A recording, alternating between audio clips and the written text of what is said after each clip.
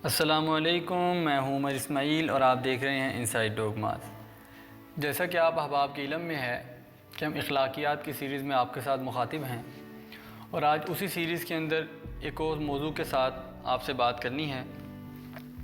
आज का मौजू हमारा इंसानों की नफ्सियात का ज़मीन के साथ मुवाजना करने के साथ है। ज़मीन और लोगों की फ़ितरत एक जैसी है।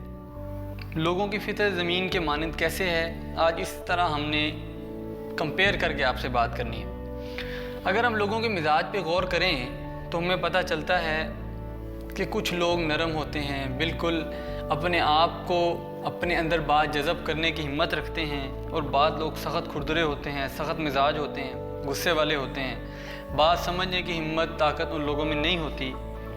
जैसे कोई ज़मीन ऐसी होती है कि जिसके अंदर पानी जज़ब करने की सलाहियत, अपने अंदर से पौधे पैदा करने की, ज़मीन के अंदर से अपने आप को नए नए अनाज उगाने की हिम्मत बहुत ज़्यादा होती है। और कुछ बंजर ज़मीन होती है जिसको जितना मर्ज़ी पानी दिया जाए उसके अंदर से कुछ ज़रखेज़ी बरामद नहीं होती, ना सब्ज़ा उगता है और बल्कि वो बख़ील होती। इसी तरह इंसानों की यही मिसाल है।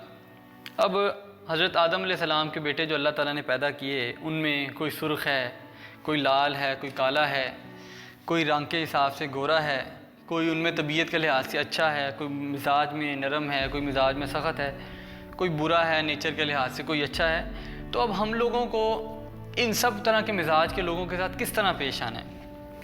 अब सबसे पहले देखें कि इंसान का जिस तरह का मिजाज होता है वो मिजाज का असर उसके फ़ैसलों पे पड़ता है, वो मिजाज का असर उसकी तबीयतों पे पड़ता है। अगर आपको यकीन नहीं है, मैं आपको एक छोटी सी मिसाल दे देता हूँ।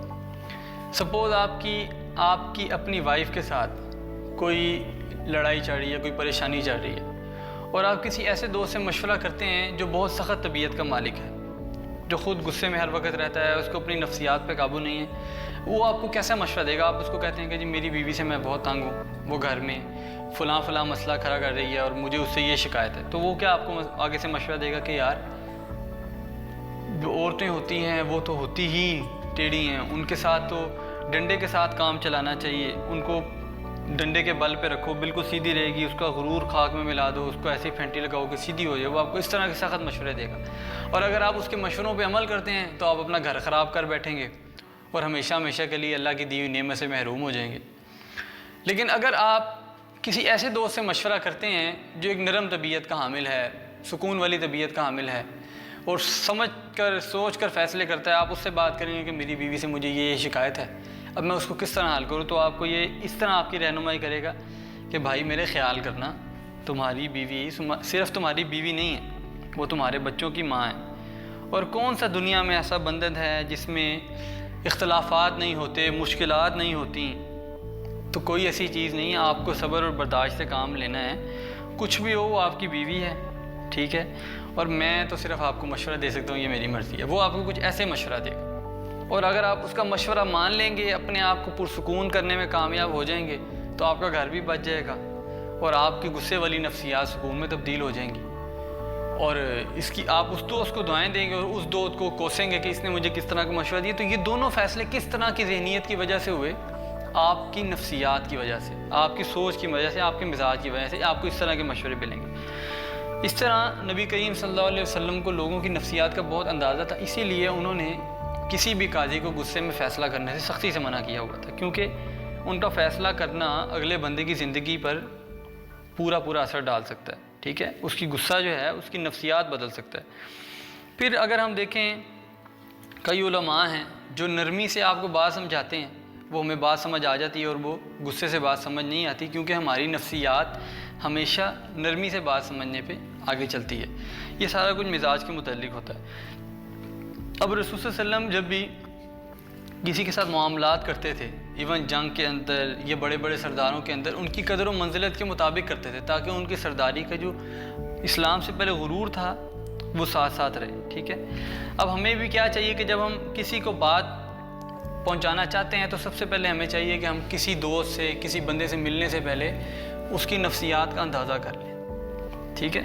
उसकी नफ्सियात का अंदाज़ा कर लेंगे तो हमें अंदाज़ा हो जाएगा कि इंसान ये किस नेचर का है, किस तरह की सोच का मालिक है, ठीक है। फिर हमें उससे बातचीत करने में आसानी हो जाएगी। उसके बाद अगर हम बात करें, कई ऐसे लोग होते हैं जिन पे लोग एतमाद करते हैं, ठीक है, और उनकी लोगों के अंदर बड़ी कदर व मंजिलत होती है।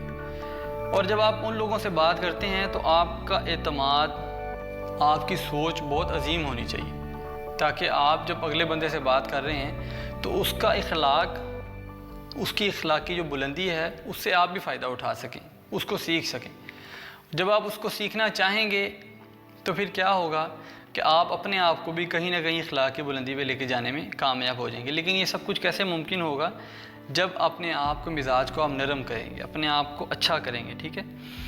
अब अगर आप किसी दोस्तों के साथ गैदरिंग में बैठे हैं तो आपका कोई दोस्त किसी दोस्त की मिसाल देता है कि यार वो जो फ़लाँ बंदा है ना, वो ऐसा मोटा ताज़ा है जिस तरह गधा होता है। और वो जब आप उसकी मिसाल सुनेंगे तो आप उस बंदे की सोचें जिसकी वो बात कर रहा है, तो आपको बिल्कुल वो लॉजिक समझ नहीं आएगी, वो सेंस समझ नहीं आएगी। अगर वही बंदा वो सामने बैठ के बात सुन रहा है तो उसको कितना अजीब लगेगा कि वो मेरे बारे में किस तरह के अल्फाज इस्तेमाल कर रहा है। तो ये सारी बातें किस तरह होती हैं? क्योंकि उनका जो ज़हन होता है, जो इस तरह की बातें करते हैं, वो कुन ज़हन होते हैं, ना उनसे अच्छे अल्फाज इस्तेमाल होते हैं, और उनकी बातें जो हैं वो सामईन का दिल ही दुखाती हैं। तो आपने अपने लहजों को मुस्बत करना है, जहन को मुस्बत करना है, अल्फाज को मुस्बत करना है, अपने आप की ज़िंदगी को मुस्बत करना है। जब आप ये सब कुछ कर लेंगे तो क्या होगा कि आप लोगों के दिलों में घर बनाने में कामयाब हो जाएंगे।